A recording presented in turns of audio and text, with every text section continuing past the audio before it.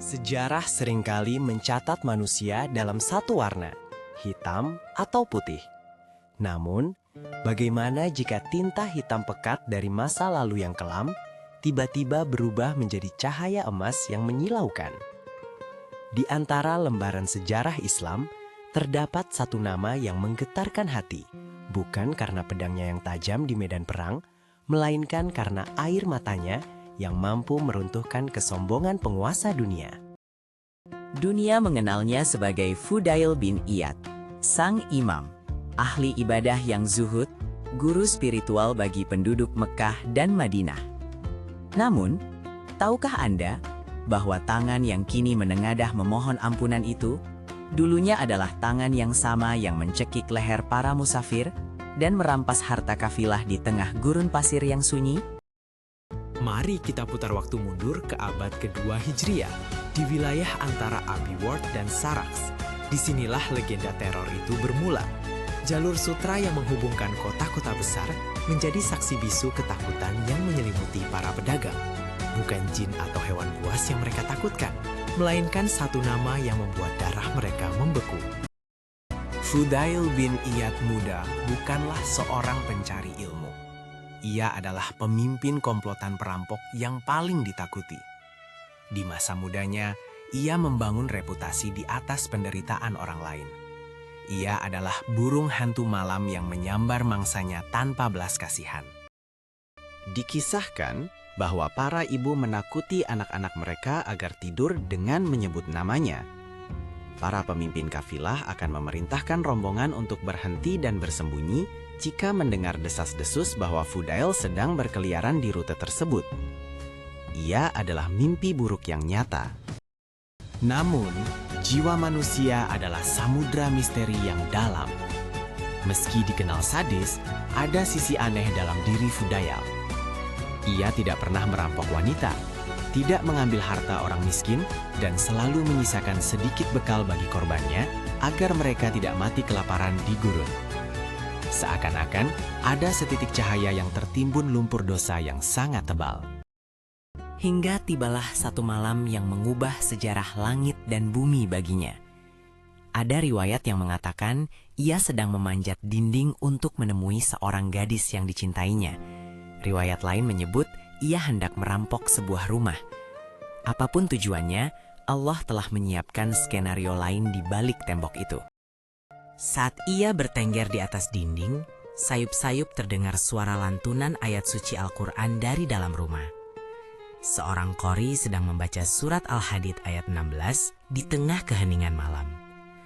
Suara itu menembus telinganya, merayap masuk ke dalam relung hatinya yang paling gelap. Belumkah datang waktunya bagi orang-orang yang beriman untuk tunduk hati mereka, mengingat Allah dan kepada kebenaran yang telah turun kepada mereka. Ayat ini bukan sekadar suara, melainkan petir yang menyambar kesadarannya.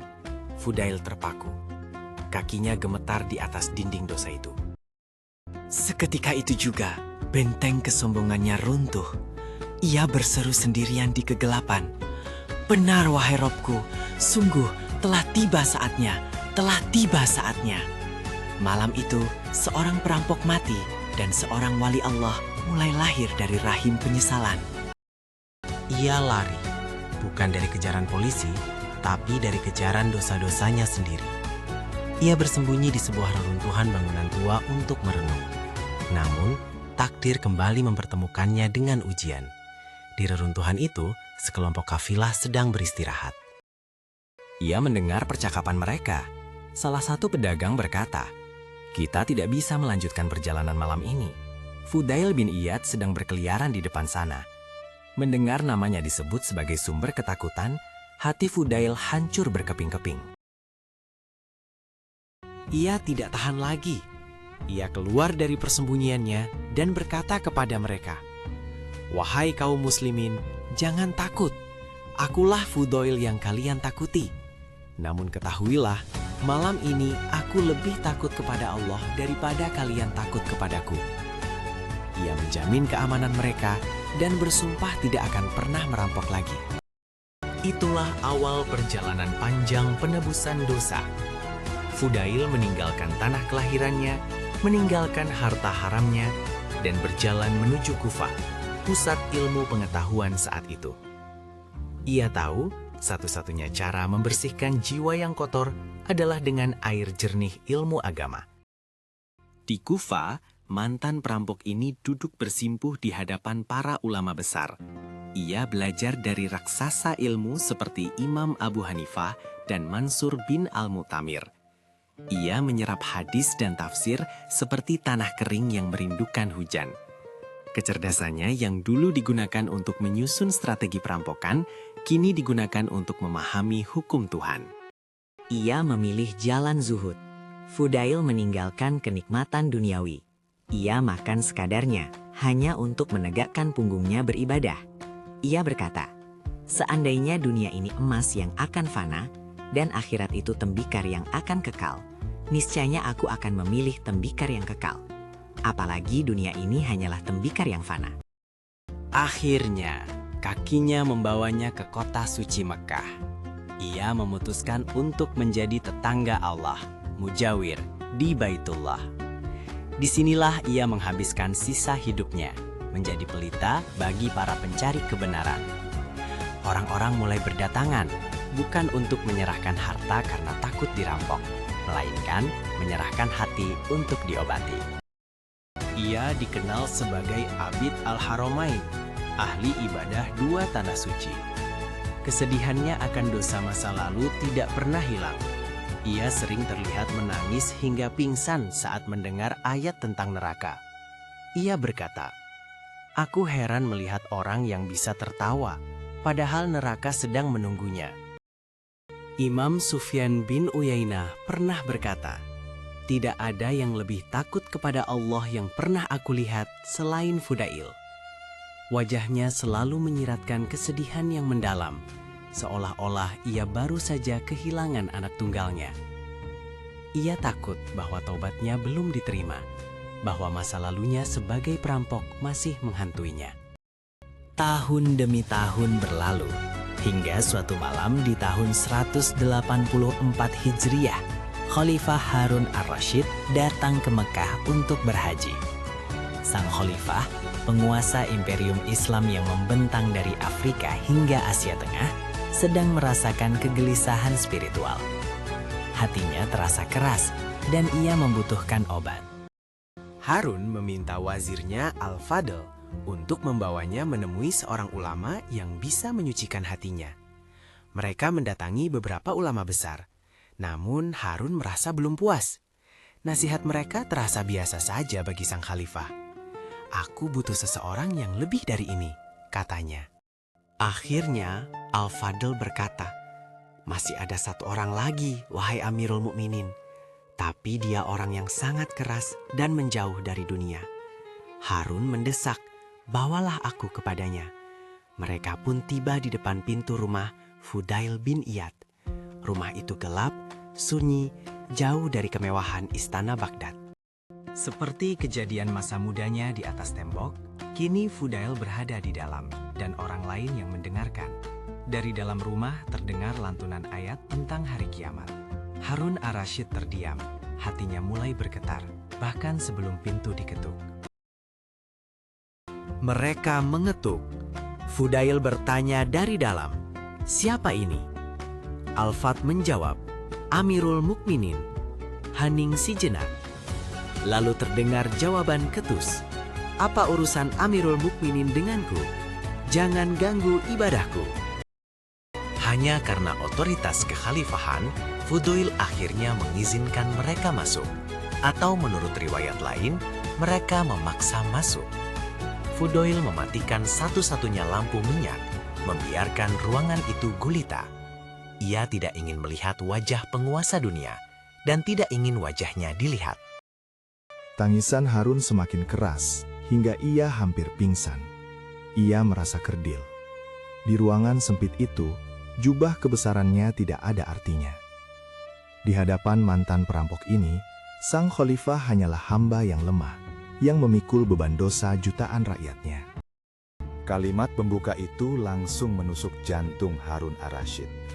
Belum pernah ada manusia yang berani bicara selancang itu kepada penguasa separuh bumi. Tapi ini bukan lancang. Ini adalah kejujuran murni dari seorang mantan pendosa yang tahu betul panasnya api penyesalan. Fudail melanjutkan, "Wahai Harun, kakekmu Abbas pernah meminta jabatan, tapi Nabi tidak memberinya. Umar bin Abdul Aziz ketika diangkat jadi khalifah, merasa itu adalah musibah.